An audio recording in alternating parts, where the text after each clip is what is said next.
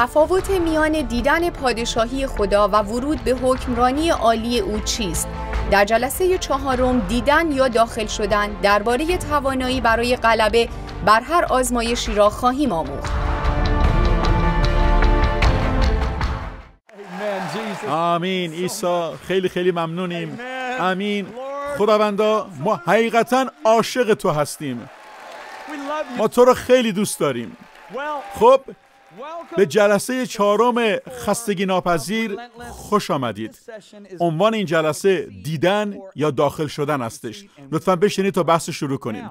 حدس بزنید با چه آیه‌ای از کلام میخوام این جلسه رو شروع کنم. رومیان 5:17. خب میدونید آرزوم واقعا چیه؟ میخوام این آیه چنان درون شما نفوذ کنه که مثل یوحنا 3:16 توی خوابم ازش نقل قول کنید.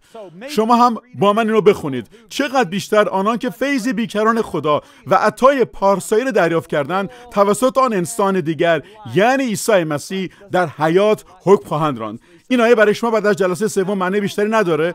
آمین. حالا سوالی که اینجا پیش میاد اینه چرا همه مسیحیان به این روش زندگی نمی‌کنن؟ چرا همه مسیحی‌ها در زندگی حکمرانی نمی‌کنن؟ چرا اکثرا زندگی بر اونها حکمرانی میکنه؟ خب جواب اول قبلا تو 2 درس گذشته بحث کردیم.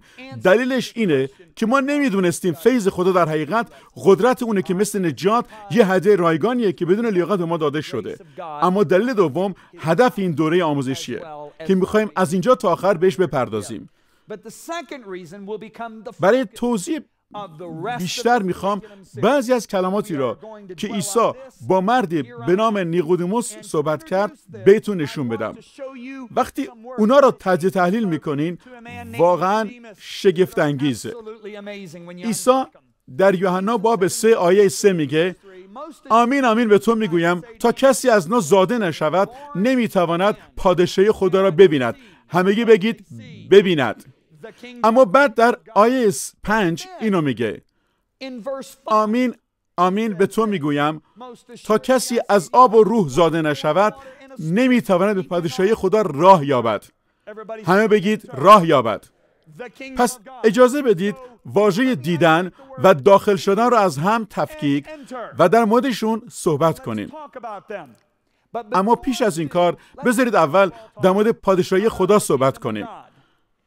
یه روز داشتم انجیلم را میخوندم، یه دفعه یه مکاشفه‌ای برام رخ داد.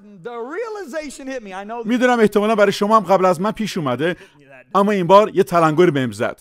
اوه عیسی یه عالمه در مورد پادشاهی خدا صحبت کرده. تا حالا بهش توجه کردید؟ در واقع بیش از 100 بار توی انجیل ازش حرف زده. با من هستید؟ پس اون وقتی داره در مورد پادشاهی خدا میگه در مورد چی حرف میزنه؟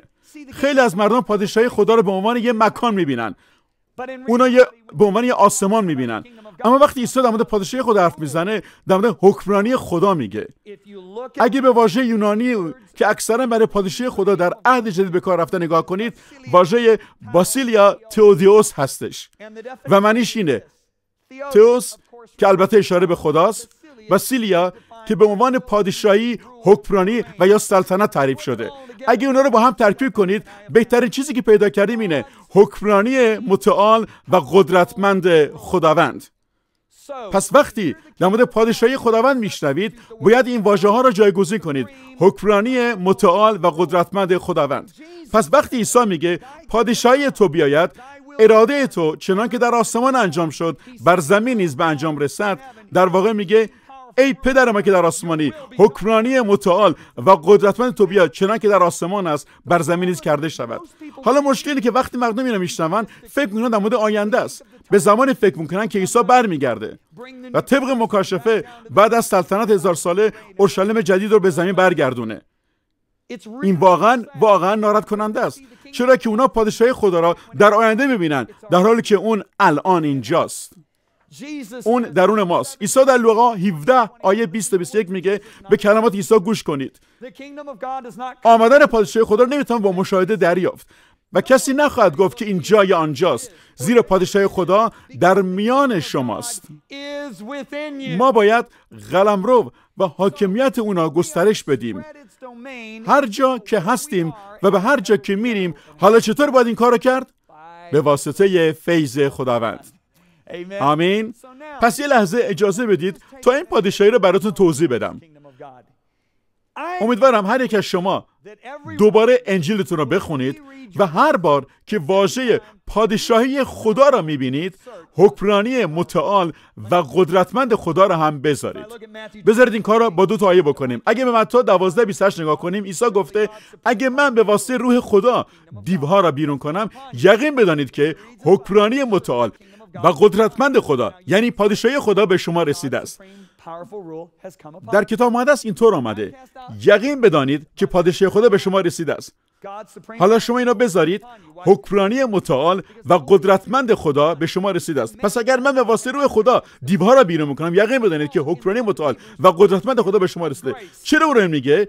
چون قدوس کسی که فیض خدا را آشکار و عملی میکنه. اون در کتاب عبرانیان روح فیض نامیده شده. اون کسی که قدرت فیض به جا در میاره.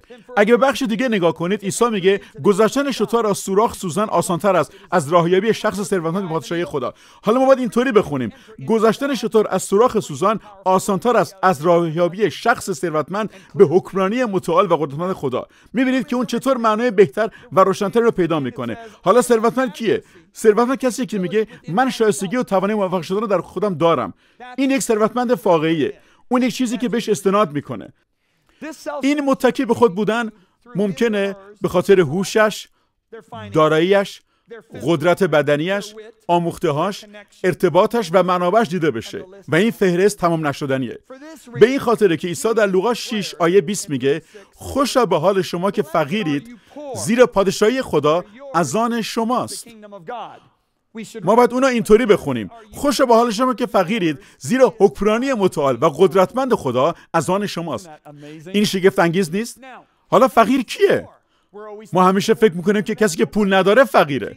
عیسی گفت روح خدا بر من است، زیرا مرا مسح کرد تا فقیران را بشارت دهم. خب من شهری رو نشونتون میدم که عیسی به اونجا رفت تا ثروتمندی رو ببینه. اون با این هدف اونجا رفت که بره پیش ثروتمندترین مرد اونجا. منظورم از نظر مالیه. اسم اون مرد زکا بود. اون به جای دیگه رفت و متی رو پیدا کرد. اون یه مرد خیلی ثروتمندی بود. اون یه مرد مافیایی بود. کلی هم پول داشت. پس واضحه که وقتی کلام در مورد فقیر و ثروتمند حرف میزنه، ما باید اونا آنطور که خدا ازمون میخواد ببینیم. فقیرا کسایی هستن که کاملا به توانایی خدا وابستن، نه به آموخته‌هاشون، نه به هوش خودشون و نه به قوت خودشون. اونا به فیض خدا وابستن. اینو میبینید؟ بذارید یه بخش دیگر رو ببینیم. عیسی گفت آمین به شما میگویم برخی اینجا ایستادند که تا آمدن نیرومندانه حکمرانی متعال و قدرتمند خدا پادشاهی خدا را نبینند، طعم مرگ را نخواهند چشید. این به ما ثابت میکنه که پادشاهی خدا مربوط به آینده نیست، چرا که ما میدونیم این آدما مدت‌ها پیش مردن. حکمرانی متعال و قدرتمند خدا کی اومد؟ در روز پنتیکاست. پس پادشاهی خدا معنای بسیار قدرتمند و وابسته رو در بر میگیره و نیاز ما همین کار رو با همه منابع در عهد جدید انجام بدیم. پس بذارید یکی دیگه از جنبه‌های خیلی مهم حکمرانی متعال و قدرتمند خدا رو یادآوری کنم. عیسی اون رو به ما واگذار کرده. آدم اون رو از دست داد، عیسی اون رو برگردوند. پس عیسی گفت تمامی قدرت در آسمان و بر زمین به من سپرده شده. به هر حال عیسی مسیح دیگه خودش روی زمین نیست. یادتون باشه اون زمین رو به پسران انسان و دختران انسان سپرد. پس الان بدن مسیح که حکمرانی متعال و قدرتمند خدا بر زمین رو پیش میبره. اگه ما این حکمرانی رو به کار نندازیم، اون میتونه زیر نفوذ این دنیا قرار بگیره. در نتیجه زندگی بر ما حکم میرونه، به جای اینکه ما از طریق عیسی مسیح بر اون حکم برونیم. با من هستید؟ گفتم با منید؟ من دیروز تلفنی با شبان رهبر پرستشی جابلین میسوری حرف میزدم. اون یک کلیسای درست وسط جابلین میسوری. اون تورنادوی F5 که در 22 می آسیب رسوند و جمعیتی رو که الان به 147 نفر رسیده کشت. در مرگبارترین تورنادویی که در تاریخ آمریکا دیده شده. اون تورنادو داشت درست به سمت کلیسا میومد، مستقیم به سمت اونها. اونا در حال پرستش بودن. همگی گوشه محراب کلیسا وایساده بودن. اون از پنجره به بیرون نگاه میکردن. شبان از پنجره دید که اون داره مستقیم به سمتشون میاد. جهت اون درست به سمت کلیسا بود. اون زن یه دفعه برمیگرده سمت شما و میگه شما کتاب خارق العاده جان بیور رو خوندید؟ اونا داشتن دوره آموزشی خارق العاده رو میگذروندن. اون گفت شما اونو خوندید شبان، درسته؟ شبان گفت بله. اون گفت یادتونه اون با آتش حرف میزد و آتش محو شد؟ شبان گفت بله. اون گفت پس بریم با تورنادو حرف بزنیم. اونا رفتن و با تورنادو حرف زدن. میدونید، گوش کنید، تورنادوی F5 راهش رو کج کرد و با کلیسا برخورد نکرد. اون شب قرار بود به یک گروهی از تورنادوها بیان. توی CNN اینو اعلام کرده بود. اون زن رفت بیرون خونش و با جف صحبت کرد و میدونی که اون طوفان درست بعد از دعای اون شروع کرد به محو شدن. اونا هرگز آسیبی نزدن. چرا؟ چون اون زن بخشی از بدن مسیحه. دارم از موعظه‌ام لذت میبرم. خب بذارید برگردیم به تفاوتی که عیسی در مورد دیدن و شنیدن، در مورد داخل شدن به پادشاهی خدا ازش حرف میزنه. باشه؟ بذار رو دوباره بخونم. یوحنا 3:3 آمین به تو میگویم تا کسی از نو زاده نشود نمیتواند پادشاهی خدا رو ببیند. یوحنا 3:5 به تو میگویم تا کسی از آب و روح زاده نشود نمیتواند به پادشاهی خدا راه یابد. پس اگر ما این آگاهی رو که از بررسی زبان یونانی به دست میاد نداشته باشیم میتونیم دلسرد بشیم. چرا؟ چون اگه ما پادشاهی خدا به عنوان یک مکان نگاه میکردیم تولد دوبارهمون هم به رفتن به اونجا کافی نبود. همه اون چیزی که میتونیم انجام بدیم دیدنمونه. اما شما میدونید این کاملا غلطه. هر کسی که تولد تازه داشته باشه وارد آسمان میشه. اما وقتی شما میفهمید که اون حکمرانی متعال و قدرتمند خداست، اون وقت میفهمید که اون در مورد چی داره صحبت میکنه. حالا اجازه بدید واژه دیدن رو بررسی کنیم. واژه یونانی برای دیدن واژه ایدوس که به معنی دیدن، مشاهده کردن، آگاه بودن یا آشنا شدن با چیزیه. واژه ورود وقتی عیسی میگه شما باید از آب و روح زاده شوید تا پادشاهی خدا داخل شوید به معنی برخاستن و داخل شدن. پس واژه دیدن به معنی آگاه بودن، دیدن، مشاهده کردن و نظاره کردنه. واژه ورود به معنی برخاستن و داخل شدنه. با من هستید؟ پس میفهمیم که افرادی هستند که از پادشاهی خدا یا همون حکمرانی متعال و قدرتمند خدا باخبرن و کسانی هستند که بلند میشن و وارد حکمرانی متعال و قدرتمند اون میشن. هر دو نجات یافتن، هر دو تولد تازه دارن، هر دو فرزند خدا هستن، اما یکی از اون باخبره و اون یکی بلند شده و داخل اون شده. میفهمید؟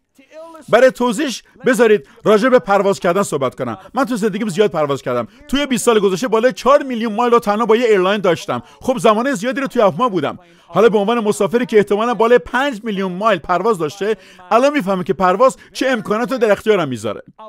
اون من از نیروی جاذبه آزاد میکنه، به من این امکان رو میده که وارد جو بشم و خیلی سریعتر از پیاده‌روی یا رانندگی با ماشین از جای به جای دیگه جابجا بشم. من از مزایای پرواز باخبرم. اما یه روز یه شبانی دوره آموزش پرواز رو برام گرفت و با این کارش خیلی سورپرایزم کرد. اون منو برد فرودگاه پیش یه مربی و اون بهم درسایی را داد.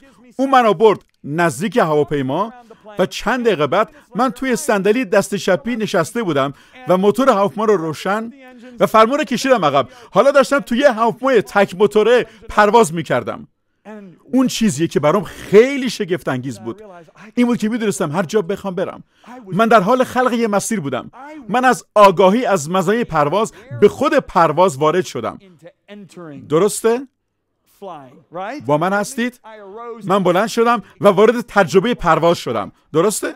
بذارید با یه مثال دیگه اهمیت اون رو براتون توضیح بدم. فرض کنید یه گروهی از افرادی رو دارید که توی یه جزیره گیر افتادن که توش کلی حیوانای آدمخواره. میفهمید که اونجا گروهی از مارای سمی و عنکبوتای نیشدار و نه تنها این بلکه یه قبیله آدمخوار هم هست که دوست داره کله آدم‌ها رو بچرونه و اونا رو بخوره. پس گروه ما توی دردسر بزرگی افتاده. درسته؟ اما یه خبر خوب هست. توی این جزیره یه باند پرواز است و یه هواپیمای پر از سوخت در اون باند خوابیده. اما مشکل بزرگ اینه که هیچ کدوم از افرادی که اونجا گیر افتادن تا حالا پرواز نکردن. اونا هیچ وقت بلند نشدن و برای خلبانی اقدام نکردن. اونا از مزایای پرواز با خبر بودن، تجربه این رو هم داشتن، اما نمیتونستن هواپیما رو راه بندازن. اونا حتی نمیتونستن چطور اون رو روشن کنن. اونا نمیتونستن در امنیت پرواز کنن. این تفاوت بین دیدن و داخل شدن به پادشاهیه. مسیحیانی هستن که این پادشاهی رو دیدن، از اون باخبرن، از مزایای حکمرانی متعال و قدرتمند خدا باخبرن، ولی گروه دیگه هم هستن که قدم در اون پادشاهی میذارن و وارد اون میشن. حالا سوال اینه که چطور یه ایماندار از دیدن حکمرانی متعال و قدرتمند خدا میتونه به اون داخل بشه؟ فکر نمی‌کنید سوال خوبی برای پرسیدن باشه؟ خب بذارید بگم پولس رسول و برنابا تو سفراشون، سفرهای رسالتیشون از انطاکیه به اروپای شرقی رفتن و در واقع اونا به سرزمین‌های در آسیا رفتن و در همه اون مناطق کلیساهایی رو بنا کردن. اون سفرها واقعا طولانی بود، ولی وقتی به کلیسای خودشون در انطاکیه برگشتن تصمیم گرفتن دوباره برگردن به اونجایی که رفته بودن. پس برگشتن و از همه کلیسایی که بنا کرده بودن دیدن کردن. درسته؟ 3 شهر آخری که به اونجا رفتن لیستره، قونیه و انطاکیه بود. خب شما میدونید که سفر برگشت مثل سفرهای امروزی نبود. من میتونم امروز سوار هواپیما بشم و در طول 24 ساعت هر جای دنیا بخوام برم. شگفت انگیزه، درسته؟ اما برگشت بعد از مسافرت خیلی پیچیده است. پولس به خونه‌اش برگشت و فکر کرد یه شانس خوب وجود داره، شاید اینا آدما رو هرگز دوباره نبینم. شما هم اگه یه گروهی از آدما رو در پادشاهی خدا متولد می‌کردید و فکر می‌کردید شاید دیگه اونا رو هرگز نبینید، آیا سختگیر نمی‌شدید؟ آیا اونا رو با یه سری کلمات حکیمانه ترک نمی‌کردید؟ خب به کلماتی که پولس اونا رو باشون ترک کرد نگاه کنید. اعمال 14:21-22 میگه سپس به لستره و قونیه و آنتیوکیه بازگشتن و در آن شهرها شاگردان رو تقویت کرده آنها را به پایداری در ایمان تشویق کردند و پند دادند که باید با تحمل سختی‌های بسیار به پادشاهی خدا راه یابیم. اون چیزی که داره میگه اینه، با تحمل سختی‌های بسیار به پادشاهی خدا راه یابیم. توجه کنید که پولس این شهرها رو با یه سمینار موفقیت ترک نکرد. اونها رو با یک کنفرانس کلیسای بزرگ ترک نکرد. اونها رو با جلسات آموزشی رهبری ترک نکرد. حتی اونها رو با یه پیغام خوشحال کننده از امید ترک نکرد. همه اینا مهمن و جای خودش رو دارن. خواهشاً اینو درک کنید. مهمترین چیزی که موقع ترک اونها حس کرد این بود که باید اونها رو قوت ببخشه تا خوب به پایان ببرن. کلماتی که اونها رو قوت ببخشه تا وارد فرمانروایی بشن. با من هستید؟ ما باید عبور کنیم. اینجا کلام خدا برای ما باید از سختی‌های زیاد بگذریم تا به حکمرانی متعال و قدرتمند خدا وارد بشویم. پس نگید ساکت بشم. باشه؟ شما قبلا با سختی‌ها آزمایش شدید. پس گوشاتون رو به حرفای من نبندید. عیسی گفت عزیزان در این جهان برای شما سختی هاست، پس بذارید باش مواجه بشیم.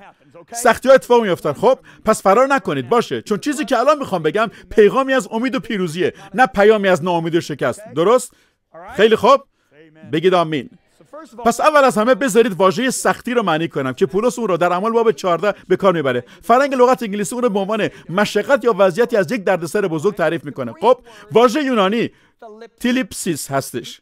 دایره المعارف واژگان کتاب مقدس میگه حالتی از یک احساسات قوی و فشار روحی که میتواند ناشی از فشارها و سختی‌های داخلی یا خارجی باشد. این واژه 55 بار در عهد جدید دیده شده و 53 بار به صورت مجازی آمده. فشار ممکن است از دشمنان، شرایط ناسازگار، تصمیمات اشتباه یا از یک احساسات غلط ناشی شود. اینها مستقیما از دایره المعارف واژگان کتاب مقدس اومده. فرهنگ استرانگ اینطور میگه مشقت به معنای واقعی یا مجازی رنج و اندوه، فشار، شکنجه، سختی و زحمت است. فرهنگ واینز واژه تلیپسیس رو اینطور میگه هر چیزی که بر جان و روح فشار و سنگینی بگذارد. تعریف ساده من اینه بیابان. حالا ورژن TEV اعمال 14 رو اینطور آورده ما باید از سختی‌های بسیار عبور کنیم تا به پادشاهی خدا یا حکمرانی متعال و قدرتمند خدا راه یابیم. بسیار خوب، بذارید رو روشن کنم. شما یه پادشاه خیلی خیلی بزرگ رو خدمت میکنید و این پادشاهی که خدمتش میکنید ملت رو شکست داده چون اونا توسط یه فرمانده ارتش بسیار شرور رهبری میشدن. و این پادشاهی که خدمتش میکنید این فرمانده رو شکست داده و برش غلبه کرده و وارد پایتخت شده و شهر رو گرفته. خب اما کارایی است که باید انجام بشه. با اینکه اون موفق شده کشور رو فتح کنه اما هنوز دژ و قلعه‌هایی است که توسط این فرمانده ارتش شرور ساخته شده. خب کاری که این پادشاه میکنه اینه که نگاهی به شما میندازه و بهتون مأموریت میده و میگه برو و در این کشور بزرگ و پهناور پیروزی منو با گرفتن دژ و قلعه ها عملی کن. خب شما مأمور شده که برید بیرون و وقتی میرید بیرون با دامهای شیطان، حملاتش، پایگاه نظامی و قلعه‌هاش مواجه میشید و بر هر یک از اونها یکی یکی غلبه میکنید چون دشمن اسلحه‌اش رو از دست داده و شما اسلحه دارید. خب شما اونا رو شکست میدید اما باید بجنگید. درسته و بیشتر بجنگید باید قوی‌تر باشید چرا که الان مأموریت نهایی شما رسیده. شما به یکی از قلعه‌های دشمن اومدید. شما مردی را که زیر دست فرمانده شروره پرت میکنید بیرون از قلعه. اما خبر خوب اینه که شما توی این مسیر تجربیات خیلی خوبی به دست آوردید که شما را در جنگ بهتر کرده. شما قلعه را گرفتید چون این بزرگترین کار براتون بود. چون اگر قلعه را بگیرید در اون قلمرو برای پادشاهتون حکمرانی میکنید. آیا متوجه میشید؟ حالا با این مثال بذارید یکی دیگر از حقایق شگفت‌انگیز را از این قسمت کلام یاد بگیریم.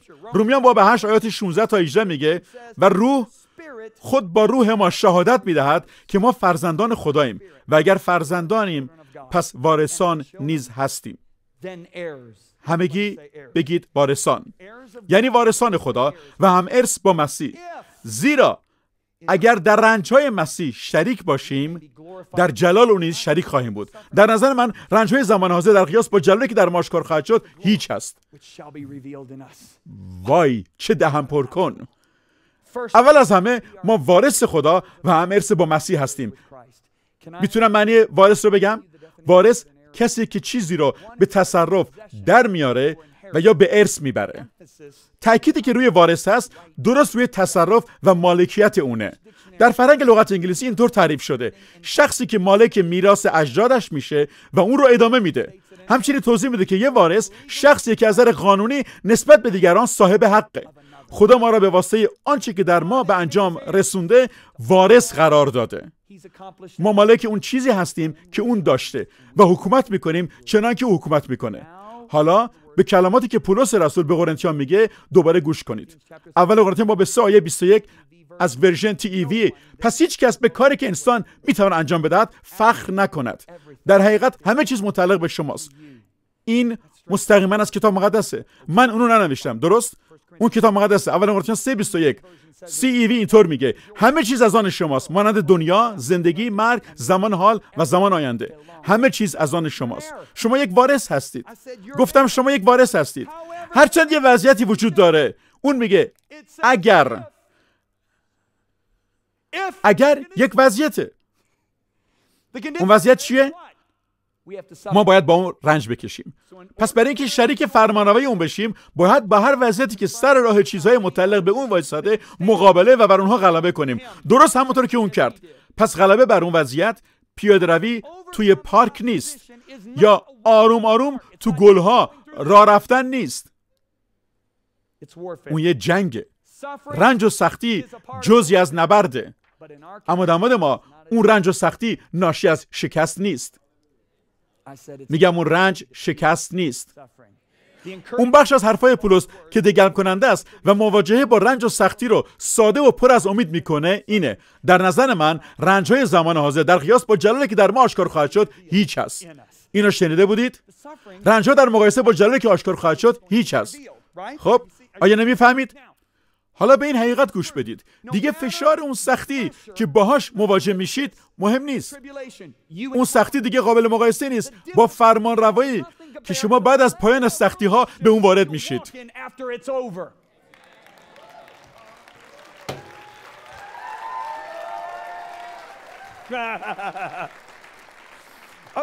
خب بذارید به مثالمون برگردیم. سختی های زمان حال بیانگر مشقت و سختیه که در مواجهه با قلعه ها و دژها وجود داشته.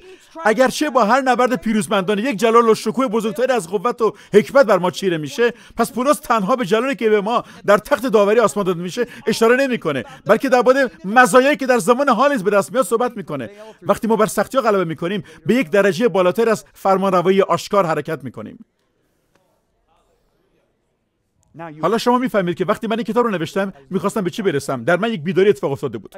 دوباره به کلمات رنج کشیدن با او توجه کنید. سوالی که مطرح میشه اینه: مسیح چگونه رنج کشید؟ خب دو نوع رنج کشیدن وجود داره. اولیش به خاطر دنیا. بذارید اینطور بگم، خب یه رنج وجود داره که چون کل سیستم دنیا زیر حکومت آن شرور اتفاق میفته.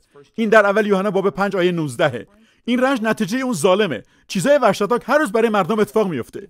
چیزای وحشتناک هر روز برای مردم خوبم اتفاق میفته. این ناراحت کننده و غم انگیزه، اما این نتیجه گناه آدمه که قدرت رو داد دست یک حاکم ستمگر. رنج دوم رنجیه که در اثر پارساییه. این اون رنجیه که ما روش تمرکز داریم. همه رنج‌های مربوط به پارسایی اگه درست باشون برخورد بشه مفیدن. بذارید اینو دوباره بگم: همه رنج‌های مربوط به پارسایی اگه درست باشون برخورد بشه مفیدن. نتیجه اون همیشه پرجلاله. اون ما رو در حکمرانی که بهش خونده شدیم قوی میسازه. اگه به عیسی نگاه کنید، اون به مدت 30 سال آماده شده بوده، درسته؟ اون میره پیش مشهورترین نبی به نام یحیی. یحیی در اون زمان مرد خدا بود. اون افراد زیادی رو تعمید داده. عیسی هم اومد پیشش و اون تعمیدش داد. درسته؟ وقتی عیسی تعمید گرفت، آسمان باز شد و روح خدا به شکل کبوتری بر اون فرود آمد و خدای پدر گفت این از پسر محبوبم که از او خوشنودم. واو! میدونید بیشتر مردم چیکار میکردن؟ اونا میگفتن الان زمان درست برای راه انداختن مینیستریمه. من باید اولین پیغام رو بدم. درست داره؟ 30 ساله که دارم آماده میشم. میدونید قصد دارم چیکار دیگه انجام بدم؟ میخوام یه گروه تبلیغات بازاریابی استخدام کنم، چون اینجا هر کسی منو میشناسه و میدونه که من الان مرد خدام و خدا از من راضیه. درست؟ این چیزی که شما فکر میکنید باید انجام بدید. اما در واقع چه اتفاقی افتاد؟ ما در درست آیه بعدی میخونیم عیسی پر از روح القدس از رود اردن گذشت و روح او را در بیابان هدایت کرد و در آنجا ابلیس 40 روز او را وسوسه کرد. بیشتر مردم فکر میکنن که اون در پایان اون 40 روز 3 بار وسوسه شد. نه، اون در تمام 40 روز وسوسه شده بود. کتاب مقدس فقط اون 3 بار آخر توی اون 40 روز برجسته کرده. با من هستید؟ خب حالا کی او را به بیابان برد؟ روح القدس. با دقت به من گوش بدید. خدا هرگز شما را به سمت طوفان هدایت نمیکنه وقتی قدرت غلبه بر اون را به شما نداده باشه. نیازی دوباره بگم؟ این خیلی دلچسب بود، نه؟ خدا هرگز شما را به سمت طوفان هدایت نمیکنه وقتی قدرت غلبه بر اون را به شما نداده باشه. من این بحث رو گذاشتم برای جلسه بعدی، جلسه 5. اما یه چیز کلی اینجاست. خدا خالق سختی، مشقت و رنج نیست. خدا مسببش نیست. اون میدونه ما در دنیای زندگی میکنیم که مخالف راهاشه و اگه بخوایم وارد دنیا بشیم و تسخیرش کنیم باید با مقاومت‌ها و فشارهای شرعی مواجه بشیم.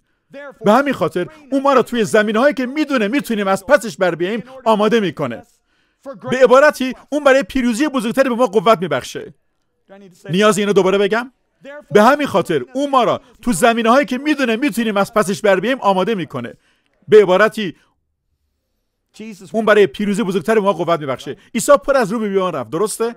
اون 40 روز و 40 شب با سختی‌ها رو در شد، اما یه دفعه بر اونها غلبه کرد.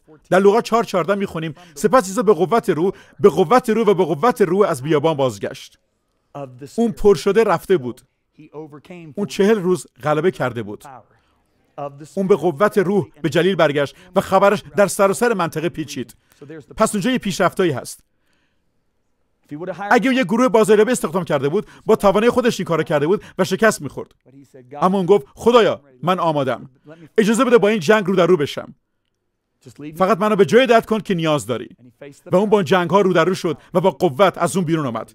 اون با یه اقتدار بزرگتر و یه قدرت بیشتر بیرون آمد. اون رو می‌بینید؟ حالا با آنچه پولس گفت دوباره گوش بدید. اون گفت در نظر من رنج‌های زمان حاضر در قیاس با جلالی که در ما آشکار خواهد شد هیچ هست.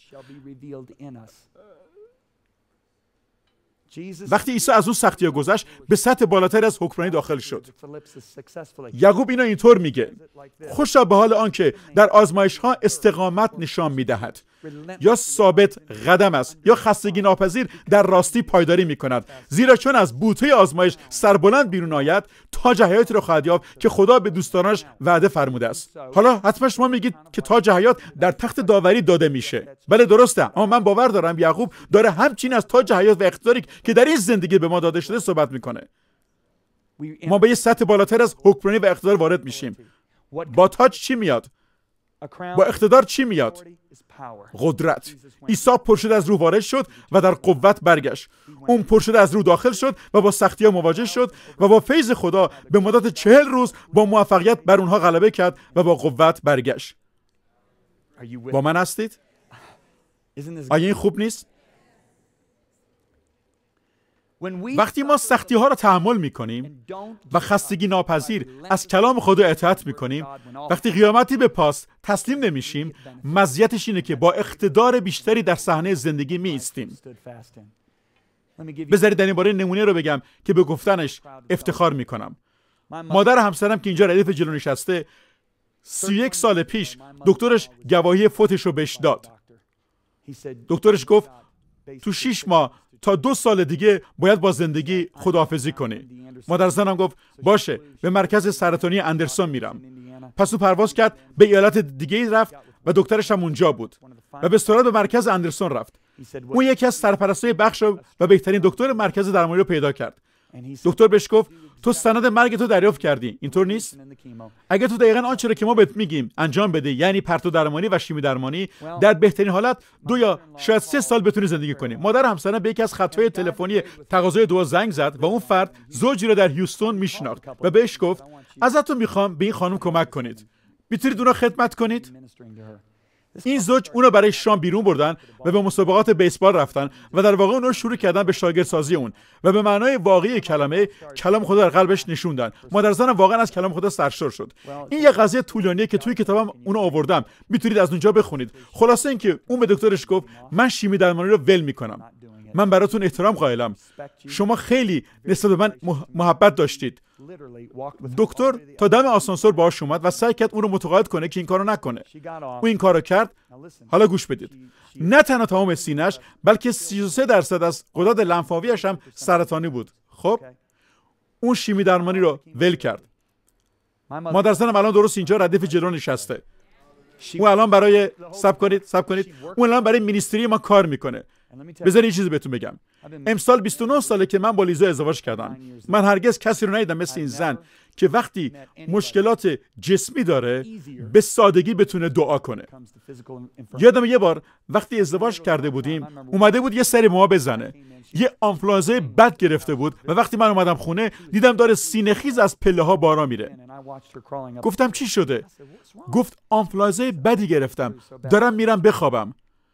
گفتم میخوای برای دعا کنم؟ گفت حتما. من دعا کردم. قدرت خداوند خیلی قوی اون رو گرفت. اون یه دفعه از زمین بلند شد و فرا کشید. من کاملا خوب شدم و برای من و همسرم شام درست کرد. من به یاد عیسی افتادم که وقتی مادر زن پتروس شفا داد و اون بلند شد و برایشون شام درست کرد. با خودم گفتم چه شگفت انگیزه.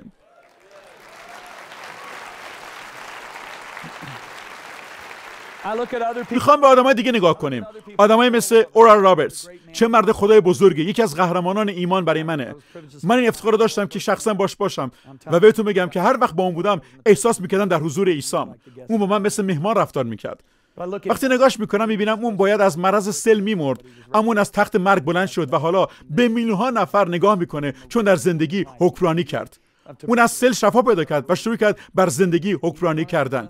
بذارید در مورد فرد دیگه که شفا پیدا کرد براتون بگم. اون یکی از دوستان خوب منه به اسم جیمی. جیمی یه شبانه و زندگی زیادی رو تحت تاثیر قرار داده. جیمی باید میبرد ولی اون به یکی از جلسات اورال رابرتس میره. اون یه پسر بچه جوانی بود که زنده موند. حالا یه کلیسا رو شبانی میکنه و زندگی افراد رو تحت تاثیر قرار میده. آنچه که اتفاق افتاد اینه که اورال در اون هیته وارد حکمرانی شده بود. و این در قیاس با جلالی که آشکار میشه هیچه. ما همیشه جلال رو در آسمان میبینیم، در حالی که اورال رابرتس در اون قدم گذاشت. در همین زندگی میلیون‌ها نفر شفا پیدا کردن چون اون در این زمینه بر سختی‌ها پیروز شد. به افراد زیادی توسط مادر زنم شرلی خدمت و به اونها کمک شد. اون یه زن ایمانه. هر وقت به دعا نیاز داشتید برید پیش اون. اجازه بدید چیزی بهتون بگم. اونجا مخزنی پر از دعا پیدا میکنید و پر از قوت میشوید چون اون زن ایمانه. پس این اون چیزیه که خدا میگه من چیزایی رو براتون دارم که در این زندگی انجام بدید. من هیته هایی رو دارم که درش قوی بشید. جلسه بعدی در این باره صحبت میکنیم. منتظرم اونجا ببینمتون.